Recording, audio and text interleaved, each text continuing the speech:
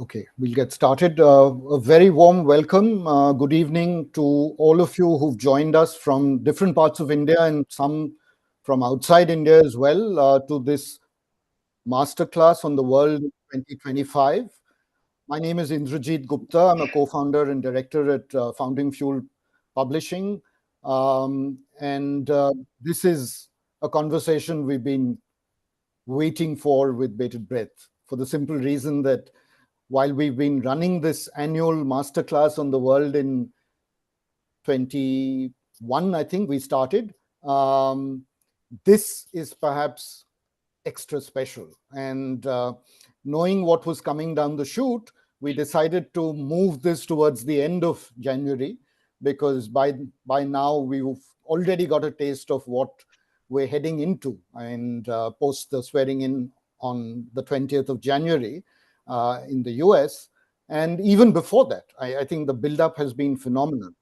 And we're very lucky to have a stellar panel joining us from Washington, D.C., from Paris, from Beijing, and from Mumbai, and in conversation with our anchor and host today, Dinesh Narayanan, who's joining from Delhi.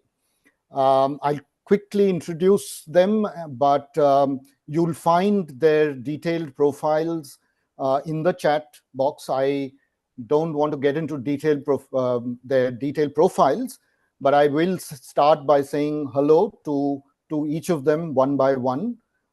First, starting with Professor Zhao in Beijing. Can we have Professor Zhao on the screen? Yeah. Hello. How are you? Hello. Good. How are you? Great. Great to have you, Professor Zhao. I'm going to refer people by their first name, so it'll be Yang to you. Yeah. You are, of Great. course, the director of the China Institute for Economic Research and a professor at the Peking University. And it's a real pleasure to have you. And we're keenly awaiting your perspective on how China is kind of looking at what's going to break out this year in 2025. So thank you there. I'll come to Philippe now. Philippe joins us from Paris. He's a senior fellow at the Asia Society. And again, a specialist. Can we have Philippe on the... Yeah, there he is. Super. Hi, Philippe. How are you? Hello. Good to see you all. Pleasure. Pleasure to have you. Again, your views are something that we're going to, kind of, because you have your perch in Paris and you have a good ringside view of where Europe is headed. So that'll be fascinating to listen to. Finally, I'll move to Justin Logan, who's with the Cato Institute, based in Washington, D.C. Hi, Justin. How are you? Hello. Wonderful. Thanks for having me. Yes. So again, there's so much of action coming out from your part of the world, Justin. So we're all eager to hear how you interpret the changes and what to expect. And finally, Sundeep Waslekar, who's been part of these masterclasses from the very beginning. Hello. Sundeep joins us from Bombay, but I keep telling him he's one of the best kept secrets in the city of Bombay. He runs a think tank called Strategic Foresight Group and needs no introduction to the Founding Fuel community, and done some wonderful work over the years. And you can read about it if you haven't had a chance to read our detailed briefings on each of the speakers and the themes we're going to cover. So I'm going to keep this short. But before I hand it over to our anchor, Dinesh Narayanan. Hi, Dinesh. Hi. Dinesh, of course, again, is a familiar face for the Founding Fuel community. He's a columnist, a former colleague from Forbes India and the Times of India, and of course, the author of a very highly acclaimed book on the RSS and the makings of a deep nation. So wonderful to have all of you. Before I hand it over to you, Dinesh, a couple of things. We're encouraging people to leave their questions and comments on the chat box, both on YouTube as well as on this Zoom chat as well. And we will certainly keep aside some time for the panel to respond to a select set of questions. On YouTube, my colleague Charles Assisi will be moderating. He's already there. He's taken a position which he does every time we host these masterclasses. He will essentially manage and anchor the YouTube chat so that you have an interesting experience as well on the chat. So without much ado, Dinesh, over to you. Thank you, IG. Thank you very much. Hello and welcome everyone to this masterclass. Good morning to Justin, good afternoon to Philippe, and good evening to Yao and Sundeep. The very fact that so many people are joining in from different time zones itself shows how much care goes into organizing and curating these masterclasses, which Founding Field does, and it is my privilege to anchor this edition of the masterclass. So before I will just straight away jump into the discussion itself. Now that everyone is hooked onto Donald Trump season 2, so to say, things we know that it's if nothing short, I mean it's been entertaining, but nothing short of a thriller, so to say. And the president seems to have borrowed Mark Zuckerberg's motto, that is move fast and break things, which he's doing everywhere. And the immediate outcome of that has been that instead of friends, he has created many frenemies. And also the traditional rivals have also become more wary, further distant, which is creating new dynamics in geopolitics and geoeconomics. So one of the key relationships which US has is with China, and that is probably the relationship which will underpin geoeconomics and geopolitics for a long time to come. Now, although this masterclass is called The World in 2025, we will be fairly limited in scope because of the issues which surround the large powers themselves. So there are issues in Africa, there are issues happening in Asia elsewhere, like for example, Korea or Japan and North Korea. But we are not going to get into all of that, but stick to the major issues which surround major powers in the world, and predominantly US, Europe, and China. India will find very little space in this discussion simply because we have another session coming up on the 7th of February, which is exclusively dedicated to India and what India's takeaways are, what India's options are, and what India can do in the emerging circumstances and scenarios. So some experts do believe that the US-China relationship is, they're already in a Cold War, and Yang is one of the one who belongs to that group. Now, there has been a telephonic conversation between President Trump and President Xi Jinping already, and also between Secretary of State Marco Rubio and Foreign Minister Wang Yi, where I believe Wang Yi is supposed to have done some diplomatic finger wagging as well. So, what is the current view of the relationship from Beijing, Yang? Over to you. Yeah, thank you.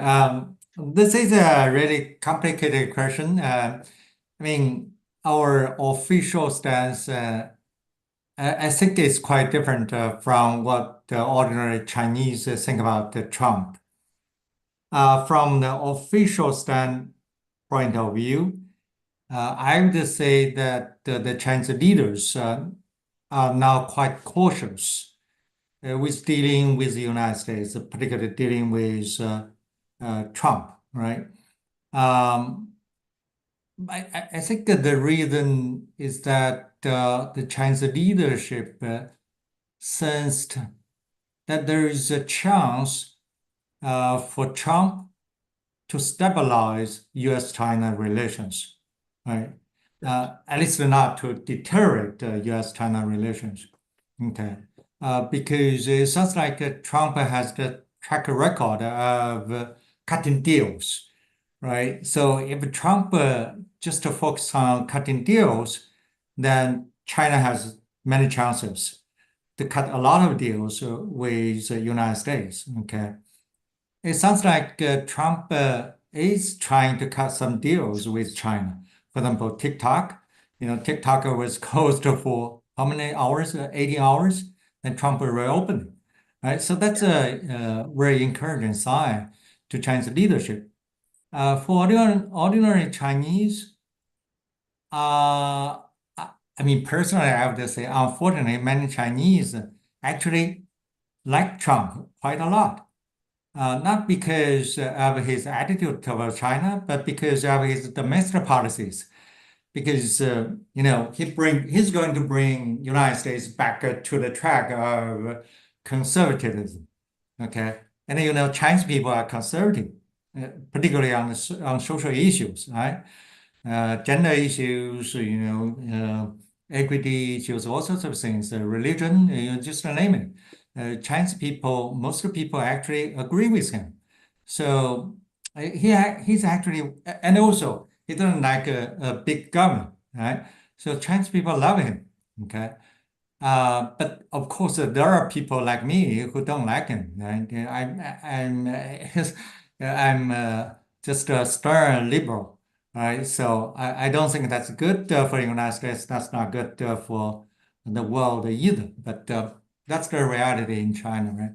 But the recent development is suggesting probably another kind of an underlying competition between US and China, a long-lasting one, that is technological competition, right? Mostly because of the newly announced Chinese AI model, DeepSeek. Okay.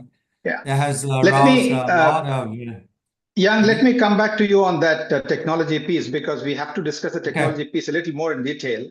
Okay. But thank you for that perspective. It's very interesting to know that the Chinese people like Trump, and so there is some sort of at least a same wavelength of thinking in some respects, at least. So that's good to know. But I'll go to Justin, and Justin. You have also written actually that Trump has a chance of pulling the US out of its foreign policy bankruptcy, so to say. And how is Trump's approach working out, this transactional approach, which Yang mentioned, and also that the fraught relationship with now Greenland, Panama, and Latin America, even larger Latin America, even. So now the thing is that everyone also has a choice now. It's not a post-USSR world, the unipolar world. So how do you see this dynamic playing out? Yes, thank you for having me. It's an honor to be here. I have to confess at the outset, I have some trepidation about being involved in anything called a masterclass. I always thought myself as a jack of many trades, but a master of none. So we'll have to rely on our co-panelists to carry the day. And as to the sort of forward-looking aspect of this, people may not know there was a baseball player who sort of moonlighted as a philosopher, Yogi Berra, who said predictions are hard, especially about the future. So I think take everything I say here today with that modesty of Yogi Berra. I think that the fundamental problem that the United States has to grapple with under Trump, and indeed under the subsequent presidents, is, as you suggested in the outset, insolvency. The United States spends, if you take into account the nuclear weapons budget, the intelligence budget, et cetera, over $1 trillion per year on defense. And yet it finds that in Europe, in the Middle East, and in the Indo-Pacific, it can't seem to achieve its various desiderata. So there is this gap between American objectives and American resources that I don't think is likely to be squared by the allocation of greater resources. So we've heard, for example, a senator calling for the United States to spend 5% of GDP on defense. I don't think that's in the cards. And if it's not in the cards, then the question becomes, how do we regain solvency by trimming our sails a bit in terms of our international aspirations? So that's, I think, the fundamental problem that Trump will have to grapple with. And I think, again, I've been reticent to make predictions here. I don't think the United States is going to invade Greenland. I think, it's been alluded to that the sort of television show, reality show aspect of Trump's governance style is sort of jarring to go back into, right? You have the sense you're drinking from a fire hose. There's just a constant spray of new information and data every single day. Keeping up with the news becomes exhausting, and I think that's how he lives, right? I think the man is 78 years old, and he just thrives on a constant churn of drama, of news cycles, et cetera, et cetera. And so I think for us as scholars, as analysts, it's important to get some remove and to sift through and ascertain what's actually important and where will they be tangible changes, and what is just the sort of day-to-day pulling and hauling of the drama of a Trump presidency. And so I think I'm not a trade expert per se, but I think that on trade and on tariffs, I think there's a lot of reason to think that there will be substantive changes. But on some of these things, annexing Canada, or invading Greenland, I think there may be less here than meets the eye. But renegotiating with NATO, very much on the cards. I do think that if you look at President Trump in 1988, he told Oprah Winfrey, the famous television host at that time, that he was very upset with European NATO members because they weren't paying their fair share. Now, this was at a point in time where the German army was quite large and substantial, and it's gotten much smaller since then. So I think this is a long-standing view that Trump has held publicly for over 30 years. And I think you're going to hear this over and over again. And I think some of the personnel choices that you've seen lead you to believe that Trump may be open to really sort of, if you will, turning the screws on getting some changes in terms of the transatlantic defense burden. Thanks, Justin, for that. Philippe, I heard economist Olivier Blanchard say the other day, he was on a panel discussion, I think, Peterson Institute with Mario Monti, former Prime Minister of Italy. And he was saying that the mood in Europe is that your choice is either death by the US or death by China. You subscribe to that? Well, I mean, as you know, the world is in flux. And by the way, thank you for having me, Dinesh and Indrajit. It's great to be with all of you. I think Europeans really are a bit concerned with the Trump era. There are many reasons for that. First of all, we have our own problems. One of them being demographics. The others being the lack of innovation and investments. And then, of course, the transatlantic relationship is a critical one because it's been running for a couple of centuries, but especially since the end of the mid 20th century. And for a number of countries in Eastern and Northern Europe in particular, being reliant on the United States has become their motto. Not necessarily the case with France, but certainly when you look at arms sales, for example, and procurement for many of these countries, including Germany, it's about buying from the United States. So when you have a new president, who arguably says things that are not going to be stabilizing Europe, and I agree there's a number of uncertainties about what he says, but what is the credibility really of the US voice when you say one day you're going to invade Canada and the next day you're going to buy Greenland against the will of the Greenland people, by the way, and the third day you're going to deal with Panama and take it back. This is concerning because the voice of the allies is at stake there. And what I want to say about Europe really is that we are, obviously Europe is a lot about setting rules, and that's something President Trump doesn't like. It's also about preserving the environment, something President Trump doesn't seem to care too much about. Certainly, he withdrew again from the Paris Accord of 2015. So this is all the more reasons for Europeans to be concerned because, after all, if the United States wants to withdraw from the Paris Accords, why should we? And I think the Europeans care a lot about the environment, about climate change. So are a lot of people around the world because we see what it's like. But And you also have another problem, which is direct political interference, if I may say, by someone like Elon Musk right. in So Europe. that's the issue of technology, but there is concern now, and I think we'll come back to the technology aspect. But yes, there is concern that AI, electric vehicles. Having said that, I mean, I'm told Tesla is not such in a good shape this year. But there is No, what I concern. meant is his support for the AFD in Germany and what Right. he, with Keir Starmer in UK and that kind of interference. Well, absolutely. Using social media to push for far right or populist movements Yeah. in foreign countries is rather unfriendly, and especially when this man happens to be a potential or a member of the Trump cabinet. I'm not very sure whether he's been officially appointed, but this is highly concerning because, as you just said, Dinesh, we are facing shortly very important German elections, and the center right is going to win with or without the far right. But that means receiving help from X or the ex-owner. It does make a difference. And in other countries you have the rise of populism as well, including in France, Italy. Prime Minister Meloni is certainly not from the left. And then there are other cases like this. So Yeah. this is all quite concerning.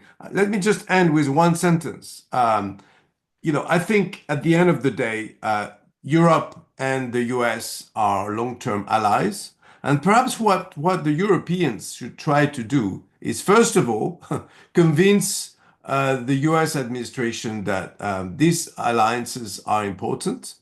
And secondly, that the following rules may not be necessarily a bad thing, and then that Europe can play a role in and working with the Americans on preserving the rule of law, instead of entering this era of chaos, which we are being promised, or even though part of it, I agree, is probably not realistic to be happening.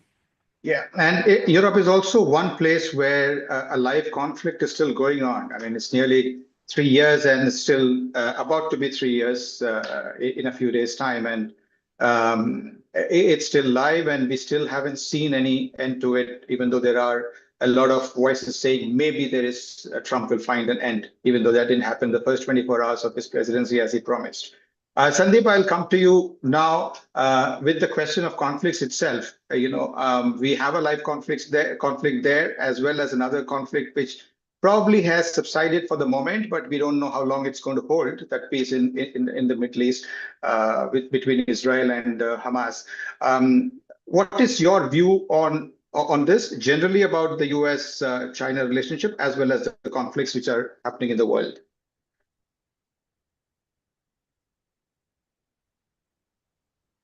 Sundeep, you're on. Thank you, Dinesh, and thank you for inviting me.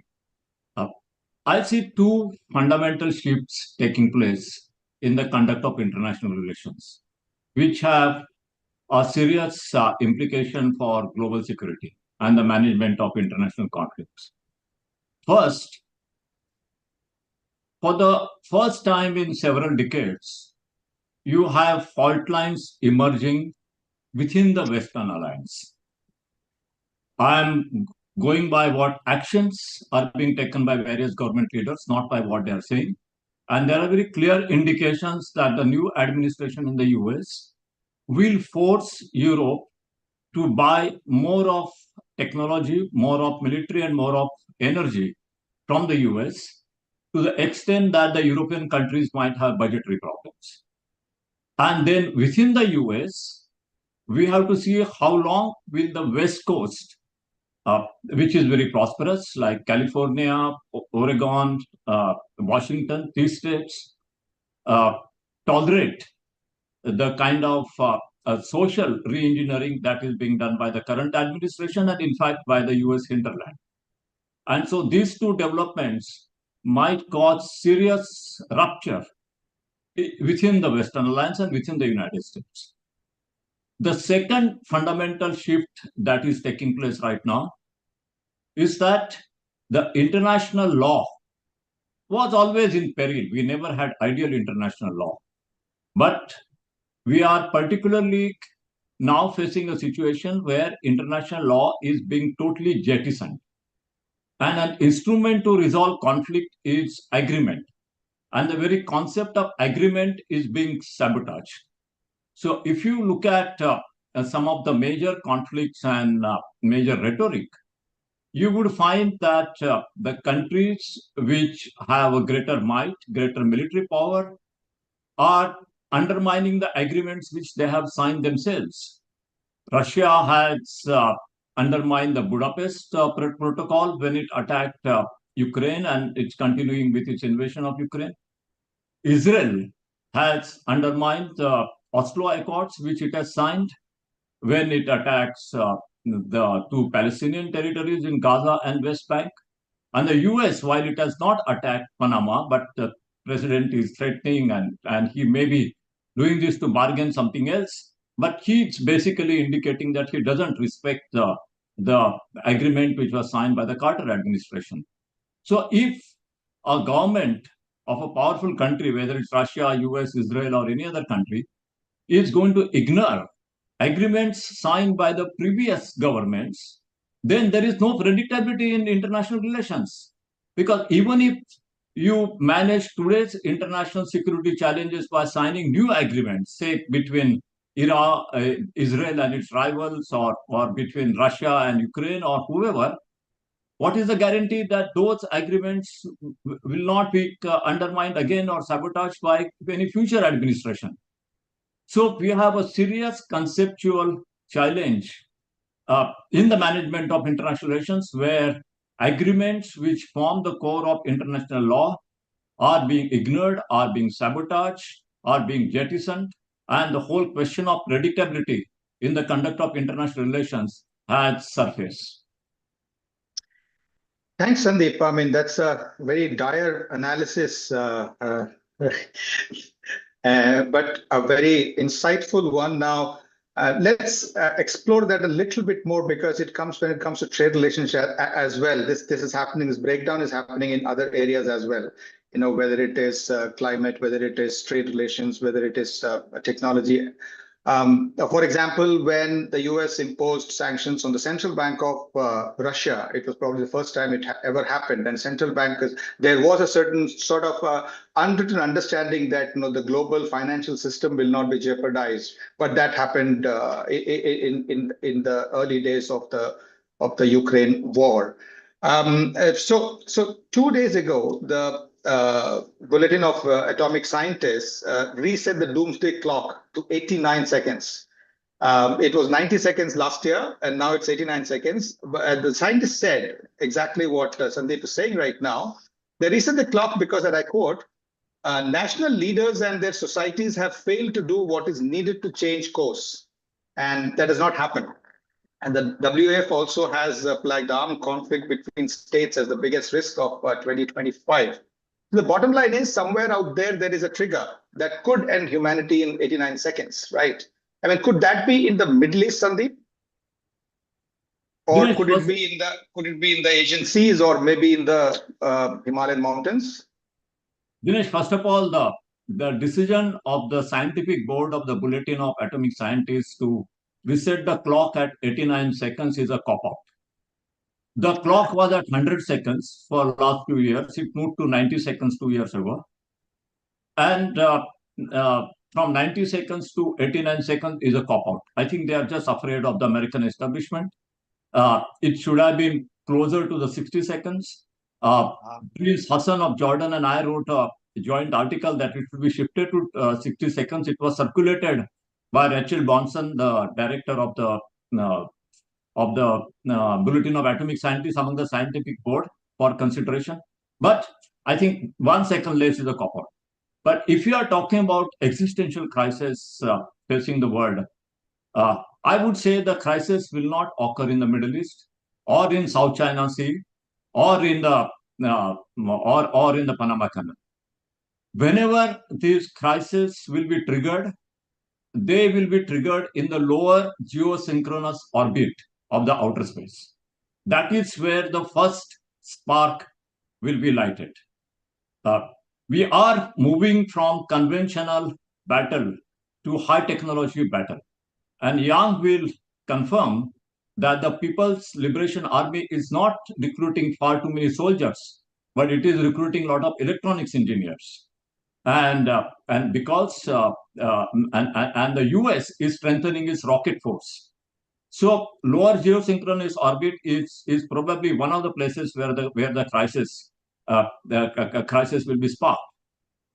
I think in the Middle East, since we can't depend on agreements, as I said earlier, what has replaced the agreements right now is the informal understanding between adversaries. And this informal understanding is fragile anywhere, but there is informal understanding in the Middle East now, and that is between Israel and Iran to observe restraint and to take few actions to mollify their domestic audiences, but not to cross a threshold. I believe this arrangement has been facilitated by Erdogan of Turkey, which is why when Iran launched its rockets twice on Israel, these rockets fell off in Jordan, and the poor Jordanians, some of them got injured, but they didn't cross the Israeli border. This was all pre-arranged. And Turkey has been playing an important role between Israel and Iran to observe this. But because this is not a sanctified agreement, because this is an informal understanding between the two countries, it is very fragile. And there is no authority to back it. But so long as it holds, it will hold. I don't think that either country is in a mood, even though you have very hardline leaders like Ayatollah Khamenei and Netanyahu on the two sides of the fence. I don't think they want to cross a threshold right now. They have dismantled each other's empires. Iran has very successfully thwarted Israel's plan of expansion. That is what the Hamas attack was about. Israel's plan of expansion was to have an economic union with Saudi Arabia, UAE, Bahrain, Jordan, some of these friendly countries. What Hamas attack has done at the cost of 50,000 lives of the Palestinian people is that it has now made it impossible for the Saudi and UAE regimes to enter into an economic union agreement with Israel. On the other hand, Israel has dismantled and thwarted Iran's imperial ambitions by finishing off Israel, by finishing off Hamas and finishing off Hezbollah to a large extent. They are not completely finished, but they have been substantially weakened. So it checkmate. Iran has isolated Israel from its ambitions for the next 10 to 20 years, and Israel has isolated Iran from its tentacles in the region. And so they are one-to-one, and I don't think they want to go beyond this. Thanks, Sundeep. Here's what I would ask Yang to come in, because the point which Sundeep mentioned about the first spark could be lit in space, and the two countries who are really competing at the cutting edge of technology is China and the US. And I mean, China has been demonstrating time and again as a sixth-generation fighter which can operate in space. The DeepSeek LLM, China is also supposed to have developed, stabilized more than 100 seconds a fusion reaction. So there are developments at the cutting edge of technology that's happening in China. So what is your perspective on this? Well, I think what have been happening in China are just natural results of China's economic growth. China is a huge country, and China has invested heavily into higher education and also R&D. I mean, if you compare China with countries with comparable income levels, you're going to find that China's higher education is much more advanced, right? China now has 4 universities that are ranked within the top 50 in the country, in the whole world, in 1 year, 50. Okay, so you think about the other countries with a similar income level, none of them, right? So that's the strength of China. Okay, and also China has a huge population. Each year we produce more than 10 million university graduates. Okay, so the human resource and also the foundation are already here, right? So it's natural for China to catch up in some fields with the United States. Okay, to me, if you think about technological innovation, there are only 2 competitors in the whole world. That's the United States and China. Okay, but I don't think that was China's intention to compete with the United States from the very start, right? Of course, China wanted to upgrade its own technologies from the very start. That's the ambition of any large country, right? China, India, Brazil, South Africa, just to name it, Russia, all the same, okay? I think that's natural. But then United States says, oh, China wants to overtake us. So we are going to restrict technological transfer to China. That actually served as a wake-up call for China. China said, oh my God, United States doesn't want us to catch up with the United States, right? So what should we do? We should develop our own technology. So I'm an economist. The best way to trap a country in kind of a low stage of technological progress is to, in some sense, to dump technology on that country, right? It's just like the United States, by the nature of the market, did before 2018. U.S. supply a lot of high-tech products to China. So you look at China's self-sufficiency ratio, that was very low. But in the last 8 years, you see China's self-sufficiency ratios in almost every high-tech areas have increased, particularly in semiconductors. Okay, I believe United States is making a strategic mistake. Of course, it has hurt China because it's making China's technological progress more expensive. But I think it's hurting United States more. Definitely. As a guy who was educated in the United States, right, I feel deeply sorry about that. Right? That's not good for the whole world, right? And this time, DeepSeek really is a wake-up call for the United States. But look at how the United States is going to react. It says, oh, we are going to shut down supply of high-precision GPUs to China. But what's the reaction going to be in China? China is going to develop other ways to make other kind of chips. That is the photonic chips to circumvent NVIDIA's GPU. I think that's going to happen very soon. Okay, that's not because China was in the first place intended to do that. China was forced to do that. I know many entrepreneurs who began to invest in photonic chips just after the United States began to impose sanctions on China. Okay, so this is a lose-lose situation for the United States and China, and for that matter, for the whole world. I don't know why. Justin, I want to ask Justin to answer this question. How American politicians can become so, forgive me, so stupid to make such a mistake?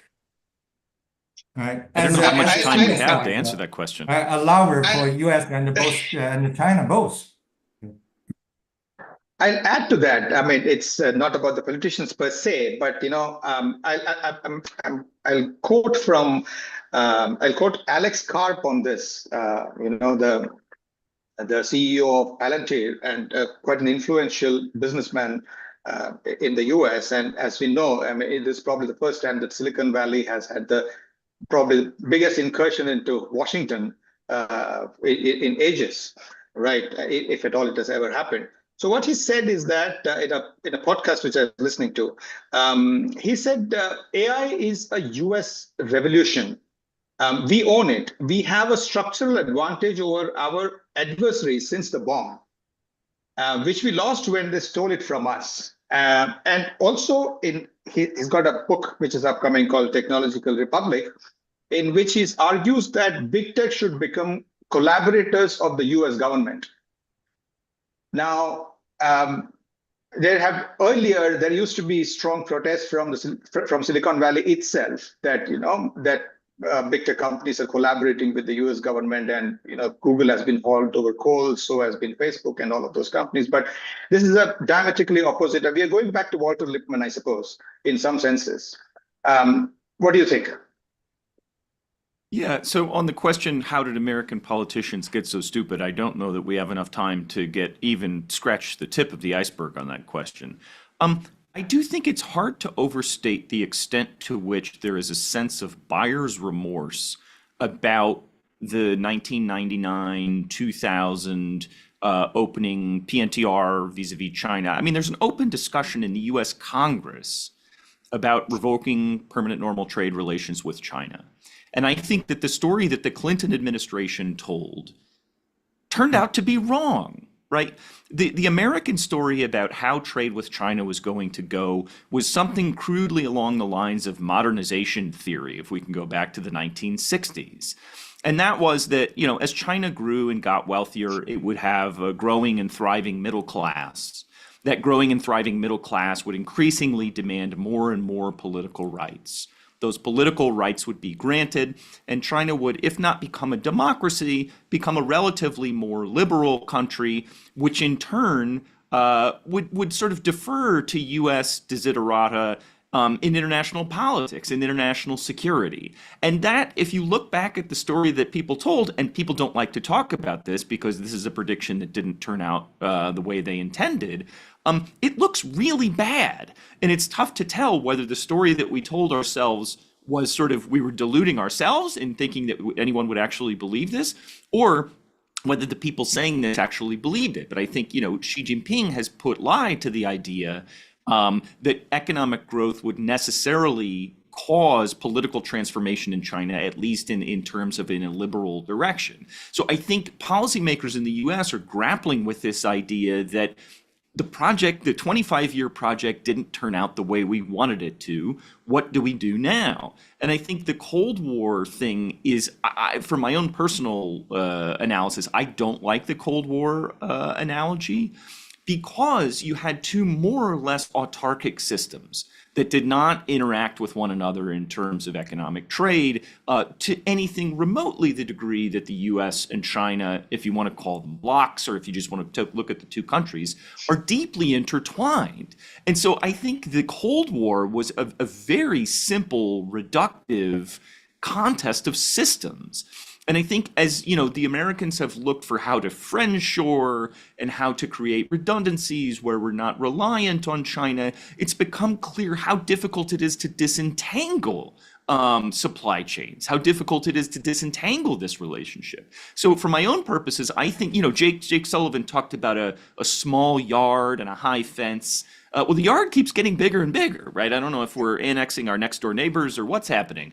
But the yard of things that we're trying to isolate China from touching keeps getting bigger, and the fence appears not to be working. So I think there's this fundamental unwillingness to grapple with the fact that if China becomes wealthier and becomes more powerful, it's going to want, and indeed probably demand, a greater political and even security voice. Now, to me, as a sort of knuckle-dragging Neanderthal realist, that's just the way the system works, right? Don't be surprised at this. This is what any country would do. But American policymakers have this cognitive dissonance, if you will. They say, well, this can't be happening. Well, it is happening. So what are you going to do about it? And they don't have a good answer to that yet.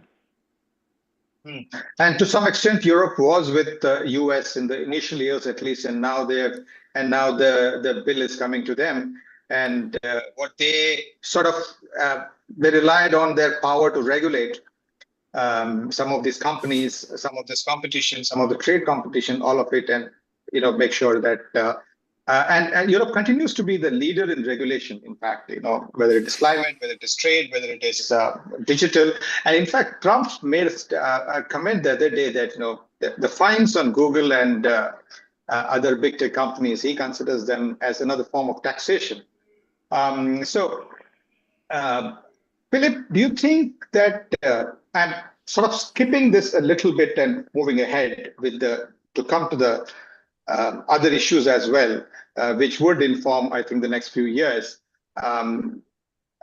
Europe, the Draghi report says that Europe needs about 800 billion euros every year to stay competitive.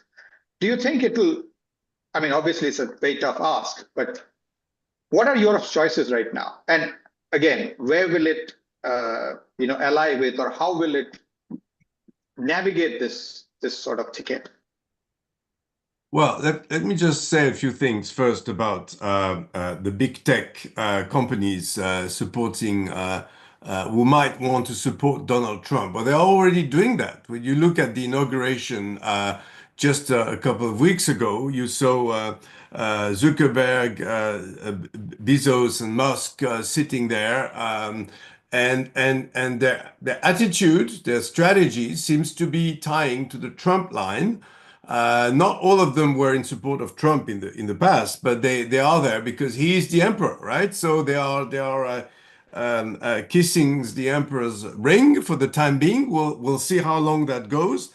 But I would say the rest of the world cannot just be sitting there watching and just because somebody has pronounced the end of multilateralism, there are actually a few poles around the world that have different views from that one.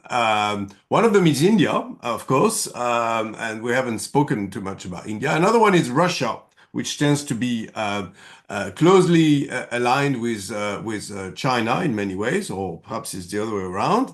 Then you have Turkey. Sundeep mentioned Turkey earlier, and then you have Europe. So I mean, the G2 proposition of having the United States and China splitting the world into two blocks. I mean, that's it's sort of coming back, due to this theatrical inauguration and all the things that have been announced ever since. But some of them have been de-announced as well. I mean, when you think about some statements. So the problem is it's all a matter of credibility.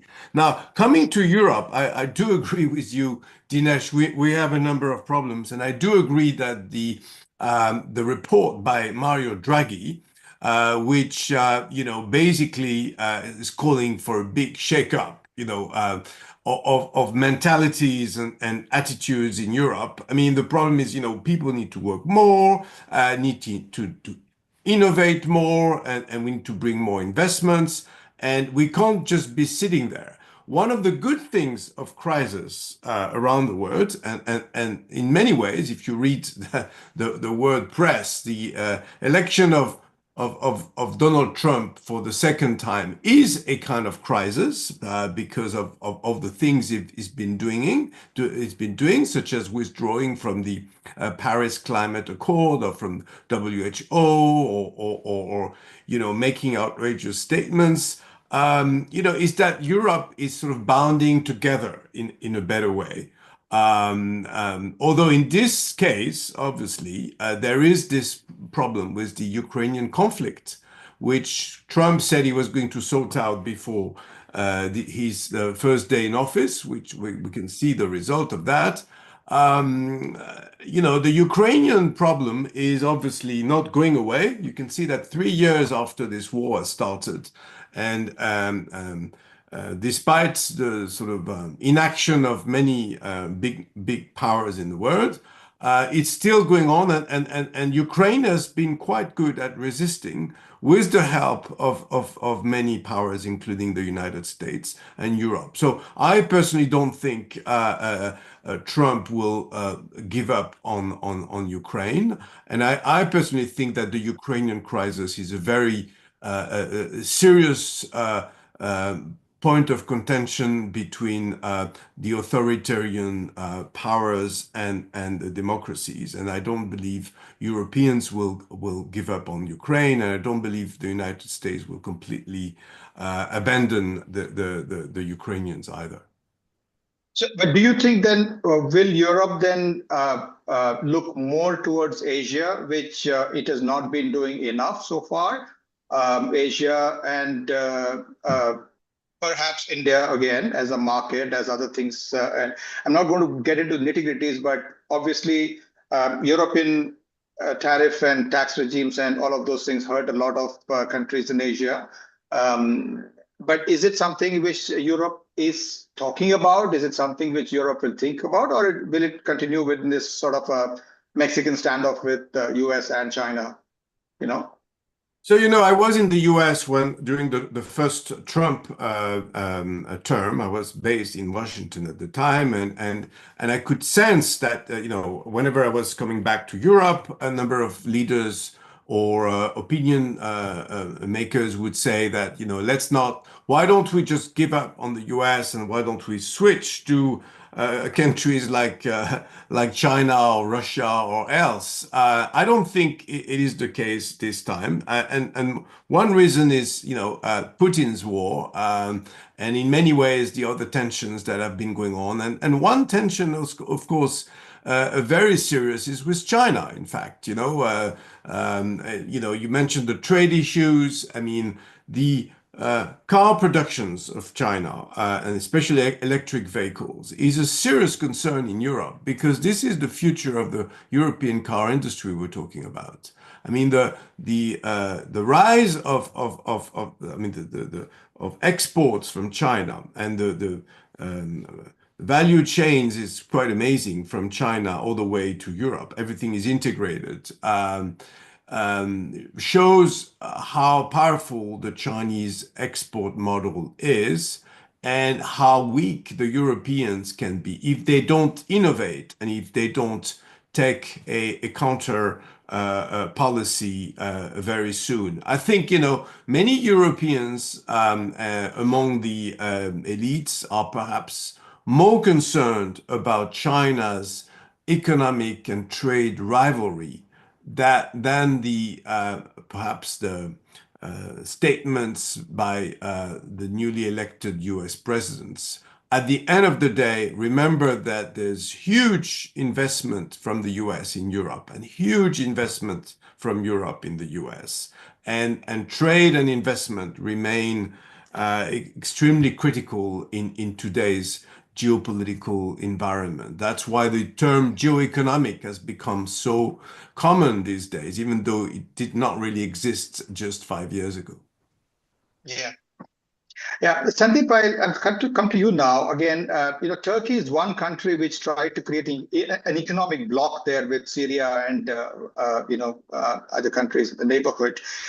And Turkey is obviously a very strong player in that region. Geopolitically, also is increasingly influential. What do you think Turkey's role would be? Because it has one leg in Asia and another in Europe. But before coming to Turkey, I want to say that either you or somebody said earlier that quoting an American CEO saying that Alex Carr, that the US developed AI, and so they feel we own it. This is nonsense. US did not develop. The US has not developed AI at all. AI was primarily developed by 3 scientists: Jeffrey Hinton, Yoshia Bengio, and Jan LeCun. And no, he was working under Hinton. I know Hinton very well. I just met him. So so it was primarily developed by these 3 scientists, and all 3 were working out of Toronto and Montreal. And the first offer made to made to Hinton after he developed the neural networks was by Baidu in China. And he would have almost taken that offer and gone to China instead of US. There were many personal reasons, and also he was advised by his lawyer in Toronto. The lawyer told Hinton, this is a real story. He said, look, if Baidu is making an offer, that means there is something that you have developed for which there is a market. So why don't you auction? And so he conducted an auction, and then there were 5 bidders. Baidu remained in the bid till the last round, and then Google just outbid Baidu. That is the story. So AI was never developed by the US. AI was purchased by the big American corporations, and then they convinced all these 3 scientists to work for Meta and Google and all that, and Hinton worked for Google himself. And they also bought DeepMind in UK, and so the DeepMind was also developed by the Brits, not by the Americans, and that too particularly Arab migrants living in Britain, Demis Hassabis and others, so Suleiman. So they were all, US has not developed AI, they have bought it, and they, so that is one thing. The second thing, what again Justin or somebody said, or I think Philippe, that in the West there is this whole tension about how to manage relationship between democracies and autocracies. And Ukraine is one example, one flashpoint of that. There could be others in the past and others in the future. But there are always going to be some autocracies. If the Western democracies think that they can only live well with other democracies, that's not going to happen. There are 8 billion people, and there are going to be different models of governance, and that's going to be a serious question.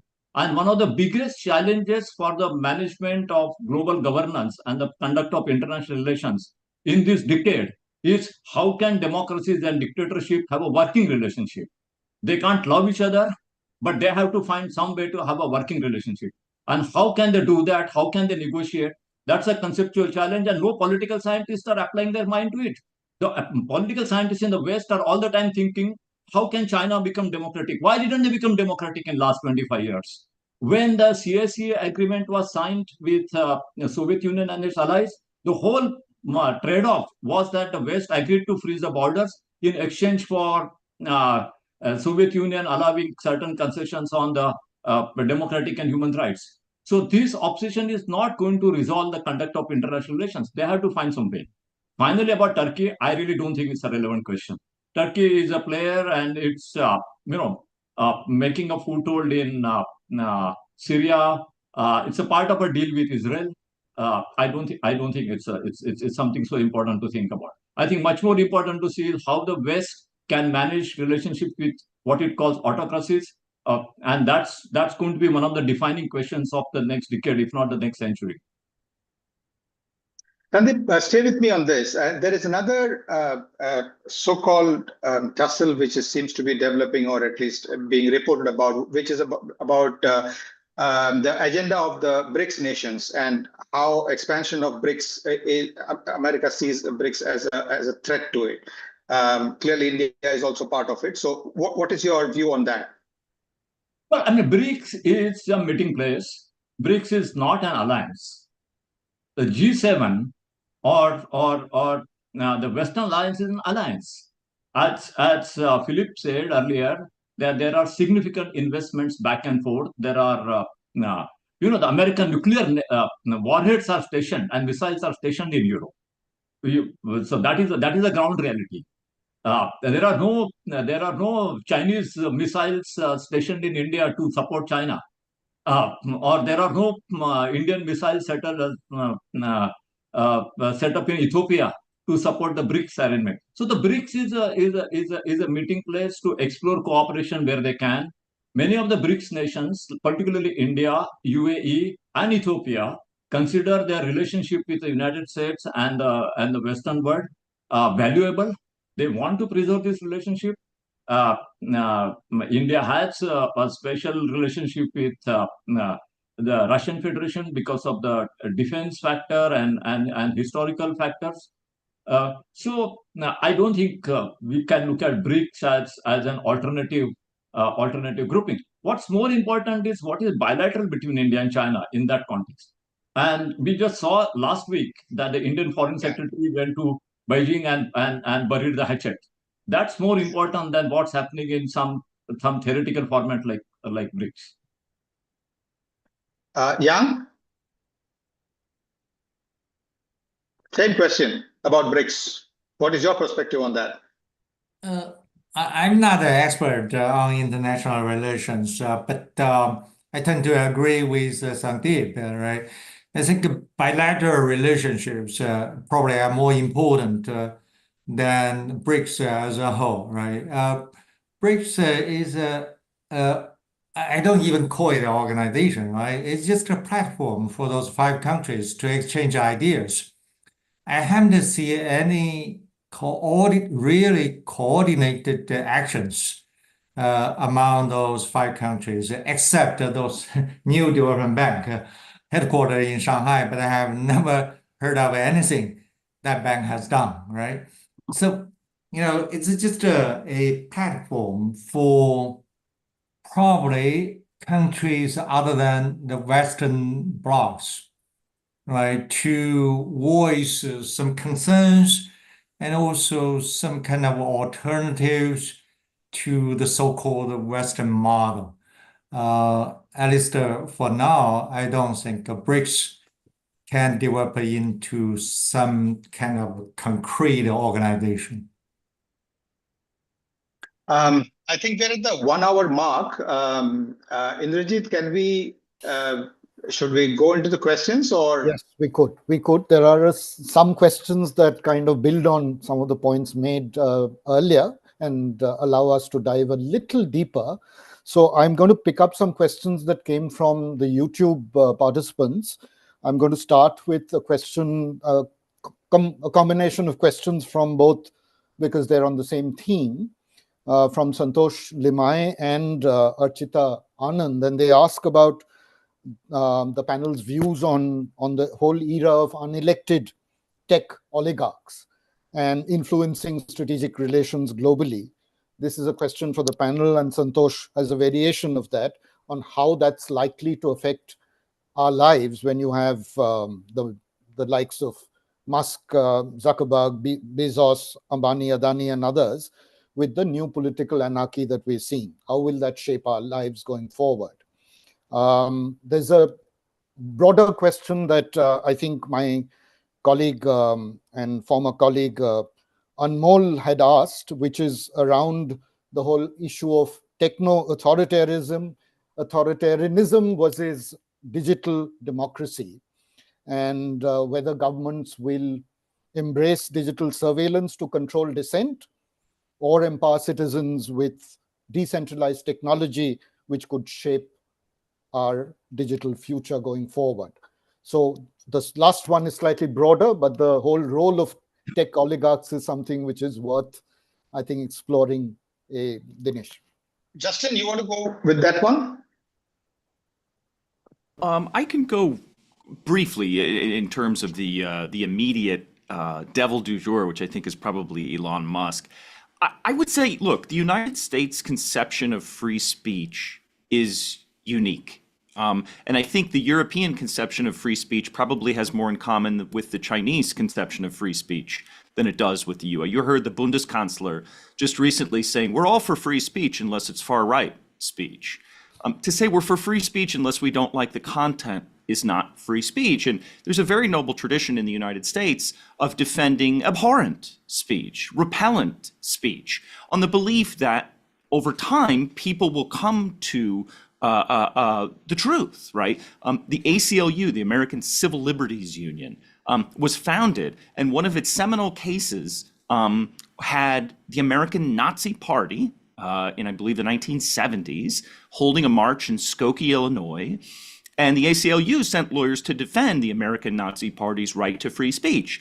And the lawyers who defended the American Nazi Party's right to free speech were 2 or 3 Jewish attorneys from New York City who said, I find this speech repellent for reasons that probably don't need explaining, but this principle is one that deserves defending and we will defend it. And they won. And I think, that's very jarring, I think, to people who don't know that story and aren't from the United States. But the American commitment to free speech is extreme, I think, in comparison to the European or certainly the Chinese conception of free speech. So I think, it's worth sort of opening this discussion with that as a sort of framing device. Again, I, as an American, I like the American conception of free speech. I think it works out pretty well. And I don't like the government putting its thumb on the scale to say, that's gross and we're not going to allow it.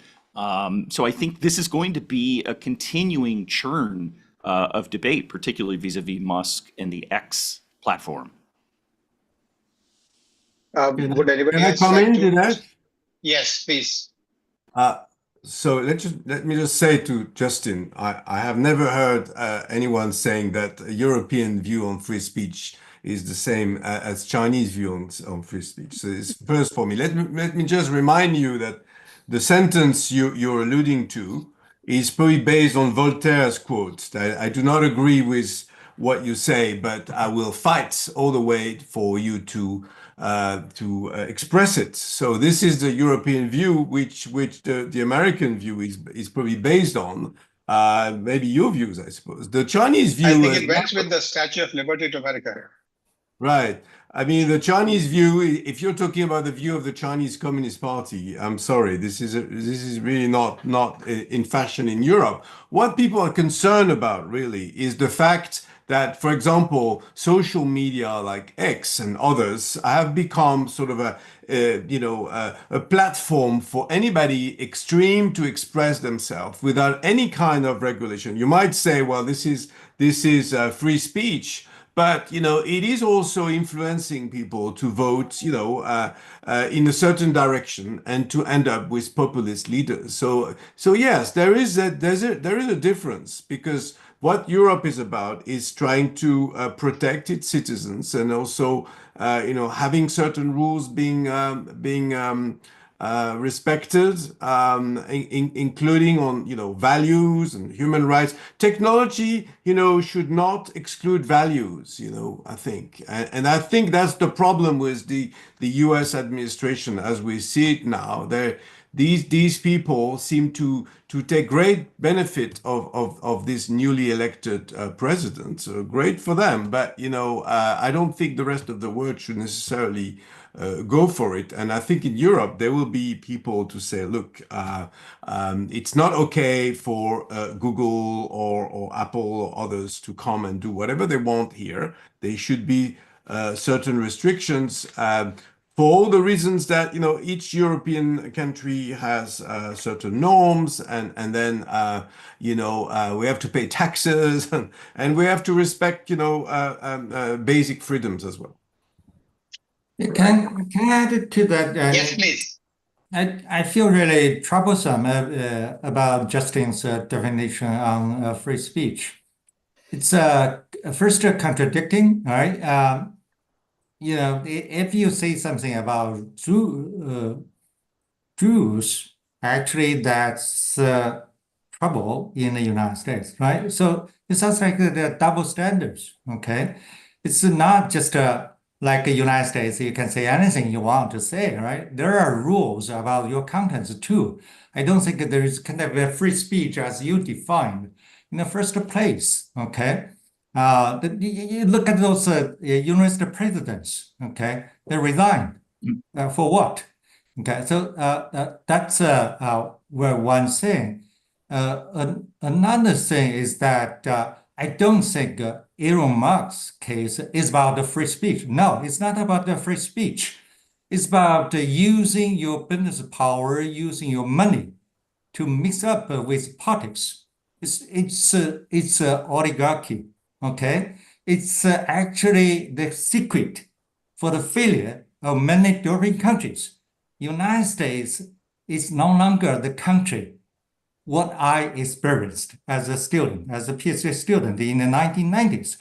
we learned, right? I'm a development economist trained by that, right? I know why many developing countries have failed, okay? It's because those tycoons use their money, use their business power to swing politics for their own benefits, right? United States is working toward that way. I just wonder why in the US, not many people stand up and say, hey, stop that. We are an advanced democracy. We are not a developing country. And to me, United States is stepping down to a developing country. Okay, that's the tragedy. I'm seeing that. I will just say, by my definition and by I think the plain language, to say we're for free speech unless it helps elect populist parties is not free speech. Well, Sundeep, would you like to add, or shall we move on to the next one? No, I think we'll go to the next one. Yeah, sure. So I'll jump in with another question from our contributor, Vivek Y. Kelkar, and he has two, but I'll ask the second one, which is addressed to Yang. Vivek is asking, China's inward FDI is gradually trending downwards, right? What policies are on the anvil to reverse the decline, and how will the Trump-influenced geopolitics of the Indo-Pacific impact China's FDI in 2025? Well, I think the decline of FDI in China, the first place is just a natural consequence, right? That's because Chinese companies are coming up. Foreign companies, many foreign companies just cannot compete with Chinese companies. Even if you look at the car industry, that's so clear, okay? Chinese car makers are catching up, actually are getting ahead of most of international car makers, particularly in EVs. China is now the #1 in the world, right? So you look at the French car makers, they're all gone. South Korean car makers, all gone. Even Japanese car makers, half of them are gone. Now it's time for German car makers to rethink about their positions in China, right? Not because that China has changed or anything. It's just because Chinese companies have come up. That's the first reason, right? Second reason is because in the last several years, China has been in a period of time of self-adjustments, right? The government is is doing a lot of adjustments to its economy. So the economy has slowed down. That actually discouraged further FDI coming to China. If you look at China's domestic private investment, is also coming down if you add in real estate investment, okay? So that's all the same thing. I think that's all natural. But if you look at the data, you can see in some segments of the industry, FDI is increasing, particularly in high-tech areas, except the United States, because the American government doesn't allow American capital to enter high-tech area in China. But money is coming into China on high-tech from other countries, right? So that shows the strength of the Chinese economy. That is, the hope is in high-tech areas. Interesting. Dinesh, there's a question on the chat, on the Zoom chat from our good friend David Judson, the former editor-in-chief of Stratfor. He's asking if there are any insights from the panel on the global issue of migration, largely informal, from Myanmar to Middle East to North America and to, of course, Latin America. Right. North Africa and to Latin America, and much more. Do you want to take that on as a discussion point? Yeah, sure. Would Justin like to? Because that's where immigration is a huge issue. Yeah. I mean, I have, again, idiosyncratic views on migration. I mean, I think if you look at some places where migration has become very politically electric, very sensitive, you have communities of people who, for one reason or another, have not assimilated into the home country, right? So you have banlieue, you know, where there's sort of people condensed together and not sort of assimilated into the home country. I think that's a fundamentally different sort of dilemma than the one that faces the United States. And I think a lot of American politicians make our situation out to be as though we were Italy or something with, you know, I mean, we have lots of Latin American, mostly Catholics, crossing over the border who come here to work. And I say to myself, that's not a big problem. You know, there are issues of scale. I mean, I think you've seen some issues in the United States where there are huge inflows of refugees into quite small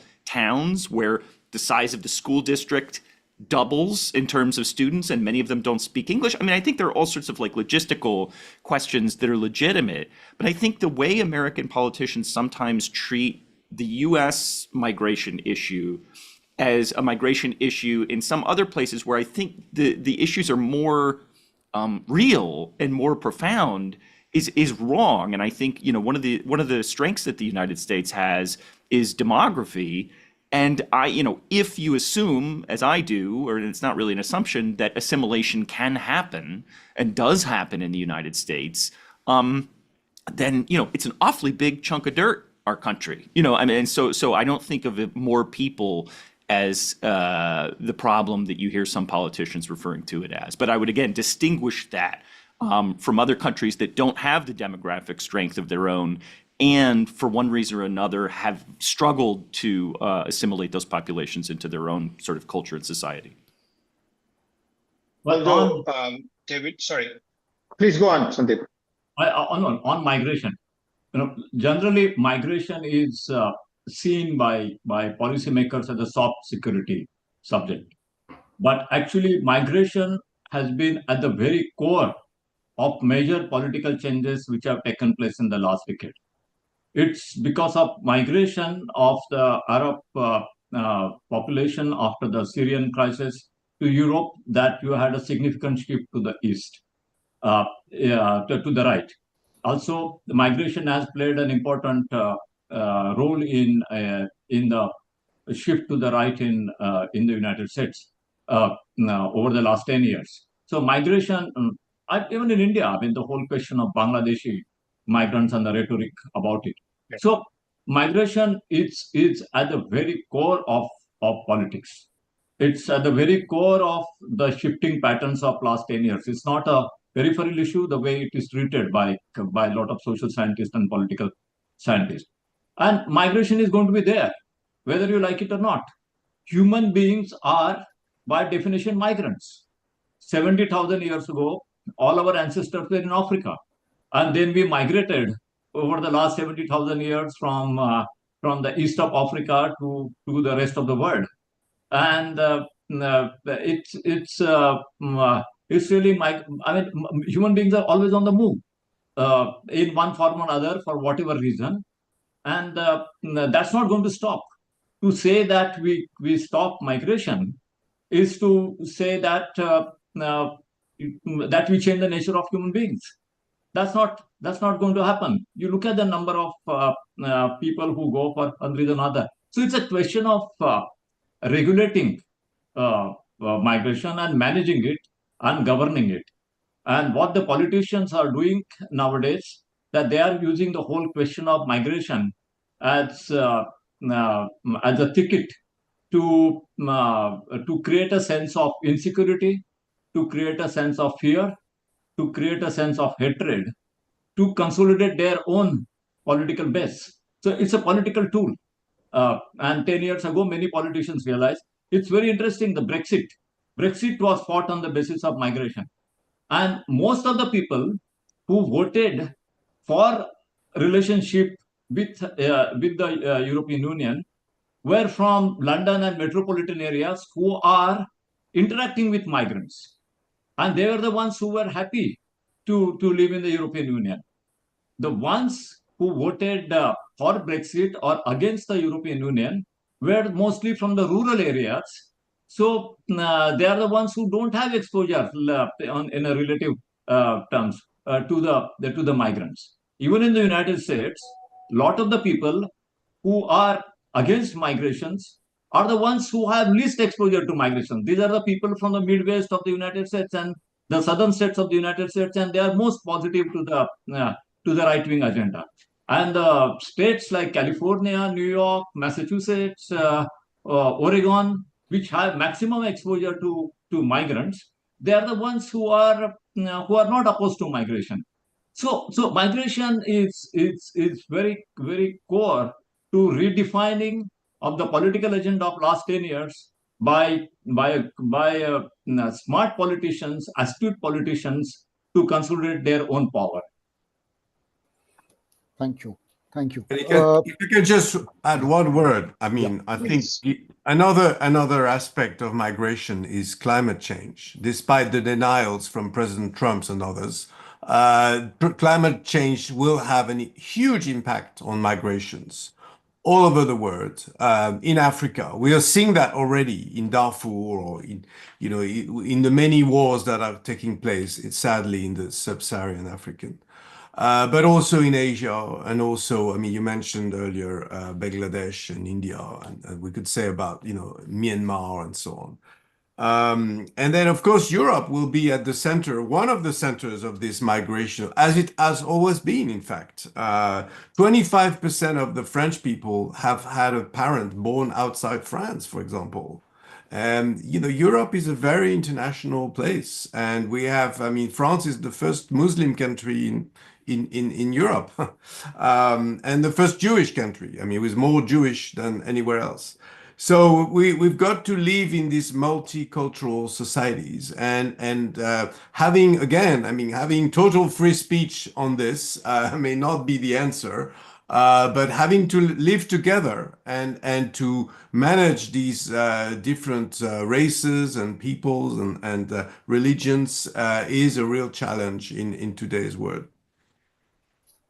Let me add to that question, because there's a question here which was about, again, related to climate migration and carbon border taxes.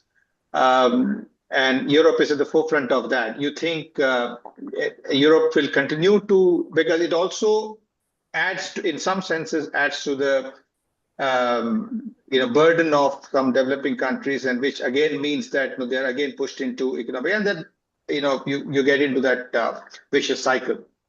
What is your sense of border taxes there? There's no reason why, if the United States wants to leave the Paris Climate Agreement, the Europeans should follow suit. People care about climate, about global warming. They are very concerned. We see, climate issues taking place everywhere. I mean, from San Francisco to the coast of the western coast of Europe, from Africa to China and India. So indeed, we should continue to work with those countries that want, and in fact, there are people in the United States as well, including in different states on the West Coast, but not exclusively, that want to continue working on sorting the world's issues, and climate change is probably one of the top issues. So I think, on that aspect, the Europeans and the Chinese are very willing to exchange and to continue setting some kind of, regulation, or call it the way you want. Obviously, everybody is behind schedule, but we need to speed up, the processes. Yang, would you want to come in there? China is doing some great work on, developing technologies and climate change mitigation, etc. Oh, China has announced those 2 carbon goals. That is, by 2030, we are going to have the carbon peaking. Then by 2060, China is going to reach net zero. I don't think there's any problem for China to reach the first goal. For the second goal, I mean, for me, that's not my generation's problem, right? That's my son's generation's problem. Okay. Most experts they expect China to have a carbon peaking by 2028, right? So I think China is moving so quite fast. And also, personally, I don't have any problem with Europeans' border tax. I think that's the decision of European countries. I mean, personally, for the sake of human beings, that's a good move. Many people say, hey, that's going to stop or reduce China's exports to Europe. So what? China should take some responsibility on that.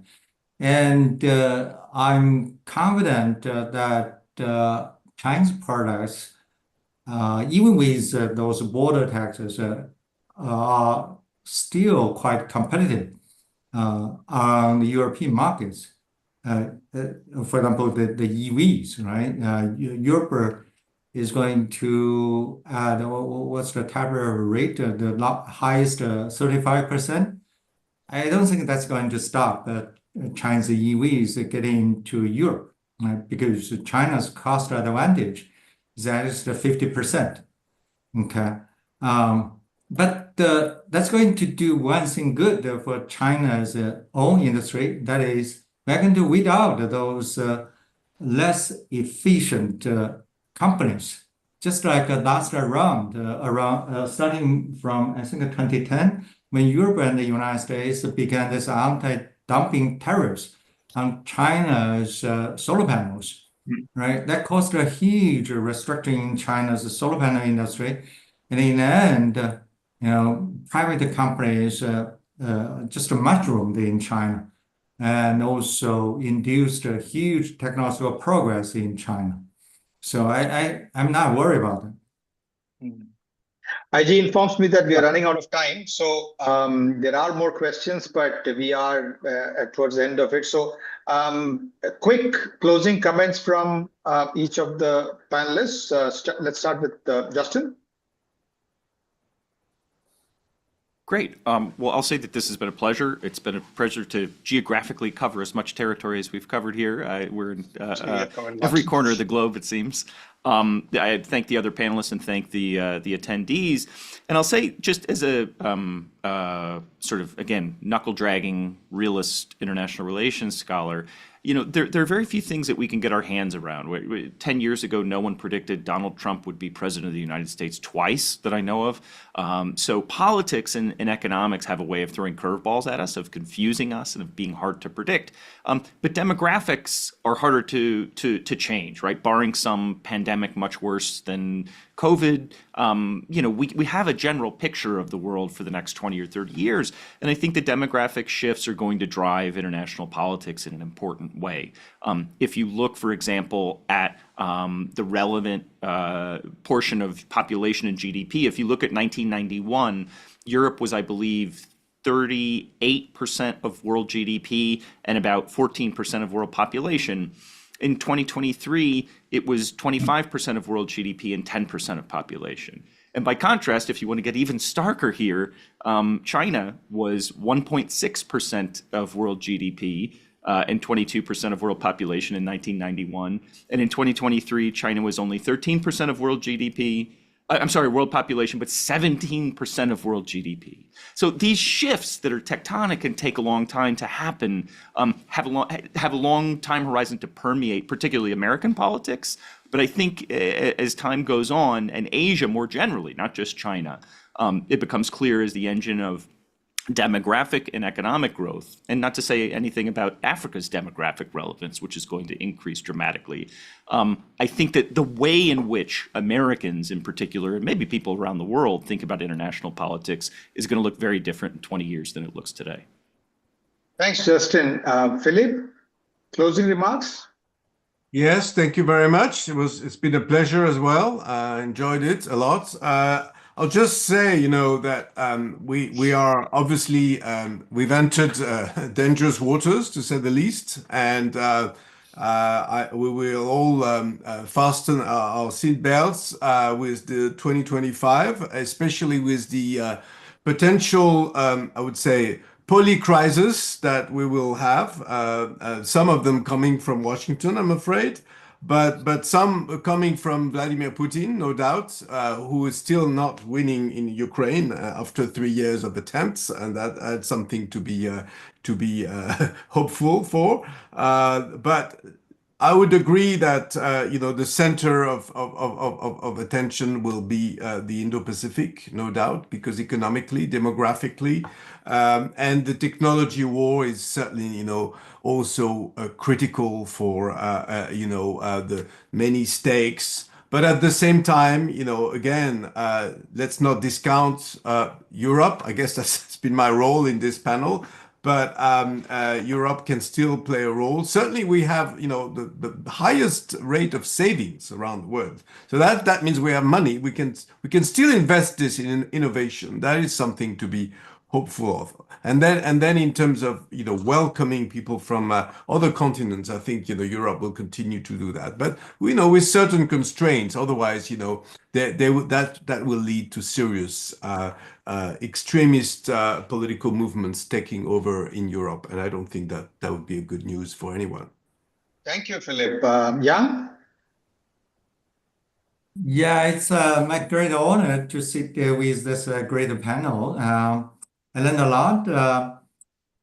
To me, I think the old belief of the last round of globalization has died. That is, like Justin just said, which I call the convergence theory. Right? That theory has failed. Right? So China is not going to converge to American model just forever. Okay, China has its own way to go. Okay, but I think we have to accept this reality and then look at the real challenge facing us as humankind. That is climate change, right? So we tend to forget about this. I mean, look at the other developing countries in Africa and also Southeast Asia. There is a huge chance for those countries to leap forward, to skip some of those fossil-based development model, right? Just like they just go from no telephone to just wireless communication. Okay, I think we have the technology. We also have a huge amount of money. Why don't we just focus on this real challenge instead of talking about the geopolitics? That's not going to lead us to anything good for the humankind. Absolutely. That's a fantastic note to end this thing, Sundeep. Well, I'm going to end on a bad news. The biggest threat to the global security and to even very survival of human civilization in the next 5 to 10 years is not going to come from some kind of unexpected behavior or policies of the US leadership or the Russian leadership or even the Chinese leadership or the Turkish leadership or the Indian leadership, not from any of them. Not at all, definitely. The biggest threat is coming from the announcements which were made 3 days ago that some of the American and the Chinese, both leaders of AI industry announced that they would like to speed up to create artificial general intelligence. If they succeed in crossing the threshold of the narrow AI and produce artificial general intelligence, then you will have technology out of human control. And in a few years from now, it's technology which will decide a number of factors, including how your weapons are managed. And once you reach that stage, it's the silicon which will be ruling the world, not those who are elected or appointed or self ascendant in any of the capitals. And that's the danger, along with the danger of climate change, which also includes the growing shortage of water resources. And and the danger of global warming, which is part of that. So the real problem is outside of geopolitics. The days of geopolitics are getting over. The geopolitics is going to be irrelevant. What's going to matter is the algorithm and water and carbon. And they are not going to be ruled by any of you, because we don't have a system to manage relations. We don't even know how to conduct relations between democracies and autocracies, which are both human-made.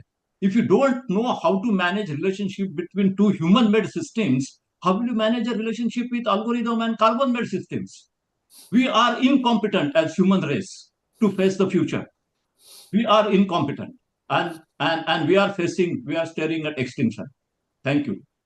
Thank you, Sundeep, for the dire sort of diagnosis. And let me just say that, no, you just, let me use a movie analogy. We are entering the age of Ultron, if I were to use that analogy.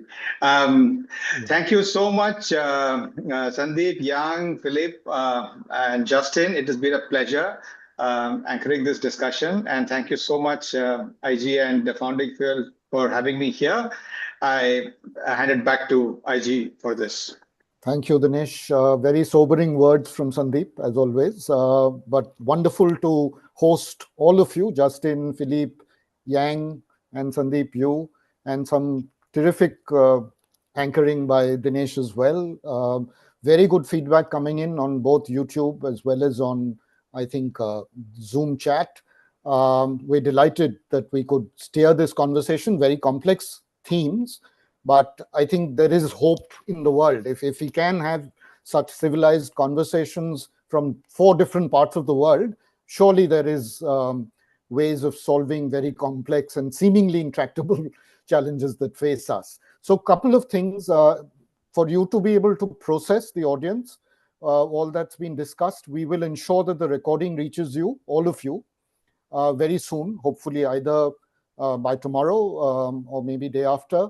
And the takeaways that, as I'd mentioned, my colleague Shweta will do, handcrafted takeaways, not AI generated. It will follow too very soon. And we also meet again on the 7th of February, where we decided this year for the first time, we'll plan this Masterclass of the World in 2025 as a 2-part series. This was the session where we unpack the biggest challenges facing humanity in 2025 and looking ahead. On 7th of Feb, we dive a little deeper to look at India's choices and dilemmas. And Dinesh again will be back in conversation with our former Foreign Secretary, Shyam Saran, someone most of you would know of him, columnist, author, and very erudite as well, like this panel. So we're looking forward to that session, and we'd love to have all of you join us. None of you will have to register for that. The invitations will go out from our end. And in case you can't, as always, the recordings and the takeaways and all the briefings and spotlights will hit your inbox directly. So on that note, thank you, and thank you for joining us. Thanks to the panel for a wonderful session, and to the audience for making time on a Friday evening